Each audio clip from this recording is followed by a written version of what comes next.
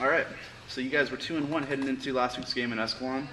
An opponent that you've had, mixed success against over the years. Talk about Friday's big 22-15 win and how things came together for the team in that night. Well, the win was huge for us. It gave us some big momentum going into our last preseason game.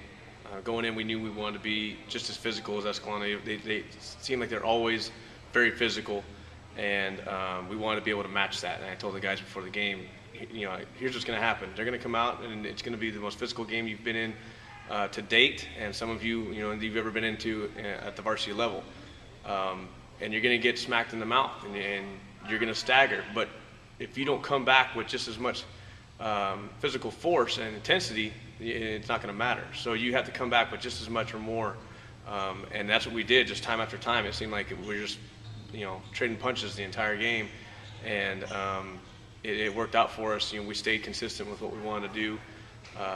We stuck to it, made some adjustments here and there towards the end, and it really worked out for us. And the guys just played great. I mean, they never gave up. It was, like I said, it was a very large-scale team win because so many parts of the game seemed to click together. And if something went wrong, whether it be a penalty or whether it be a turnover, whatever it may be, guys were right there to pick each other up. And defense came back out there and got some fourth down stops.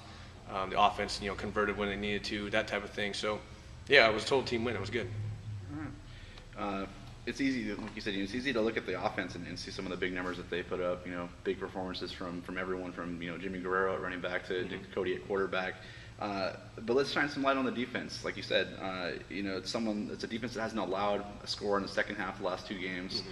And they especially needed that kind of a performance against Escalon in the second half on Friday. Yeah. We talked about the defense a little bit. Yeah, going in, we knew that was going to be a very physical part of our team was going to be our defense and our commitment to stopping the run. And it kind of played into our hands a little bit when you face a team like Escalon that's going to be very heavily emphasized on the run. Their pass game is going to be based upon play action. If they can get the run game going, their pass game is going to click because it's going to be based upon their run game. And so being able to put force their hand a little bit and having them go, straight to the pass a little earlier than they probably wanted to, it allowed us, we could stack the box and we could force them into those situations that they're really not that strong at. So, it was good for us because, it played, like I said, it played into our hands. We're a big physical defense that we want to stop the run, and that helped us when they're very run heavy. So, they played well. I mean, guys got off blocks, guys were in the right spots. I mean, we had some breakdowns here and there. And early on, I mean, the biggest breakdowns that we had were in our pass coverage in the early part of the game. And they gave them a short field and on a big third down that they picked up. They got a touchdown off of it, off the pass of our coverage on their second score. And so run-wise, we're very pleased with the way we handled everything. We limited those guys that, they're big guns to very limited yards. We held them to, I think, maybe like 3 yards a carry, something like that. Whereas 3 yards a carry might be good in some offenses. For them, that's, you hold Escalon to 3 yards a carry or 3.5 yards a carry. That's a huge statement. And so our guys played well, and we were proud of that. This week's homecoming week, and along with all the bravado and the excitement that comes along with that, there's obviously a game on Friday, here against against Downey of Modesto. The team has a great opportunity to go 4-1, go into the bye week and starting league season the following week after that. Talk about the opportunity that presents itself on Friday night and how you keep all the emotions intact and get the team ready for that game. That's the challenge. The challenge is it's always the game on Friday. It's always the pregame festivities. It's always the celebration, the stuff that goes on, during the week. We're battling 2 home soccer games this week out on the field. We've got guys that are up for king. You got guys, teams are getting ready for the night rally and the boys cheer competition and stuff like that. And it's all about priorities. I mean, you just have to make sure that the kids understand there's priorities and everything. And by all means, we don't want to say you can't do any of this stuff. I've said that before. Homecoming, you should be able to participate in homecoming festivities, that type of thing. But understand that no matter what you do during the week, no matter what, who wins Powder Puff, no matter who wins Boys Cheer, the night rally, anything like that. If you don't win on Friday, it doesn't matter.